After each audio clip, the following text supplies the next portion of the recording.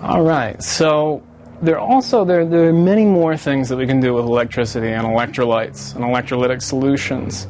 Not just using this simple square wave oscillator circuit and changing its pitch. You can also apply the same principles to circuit bending, where you take a toy, piece of audio gear, and you replace a component. You take a resistor out and you put another resistor in its place, or you take a capacitor out and you put another capacitor in its place, thus changing the pitch or changing the activity.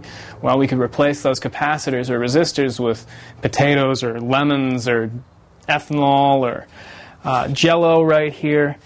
The other possibilities are that you could start using salt water as a conductive solution. I have a friend in Germany, Hans Koch, who is an artist who uses computers, and he takes small spoonfuls of water while he's performing and puts them on the circuit boards of the computer, causing little electrolytic short circuits to happen, which cause very strange and unpredictable images to appear and sounds to come out of the computer.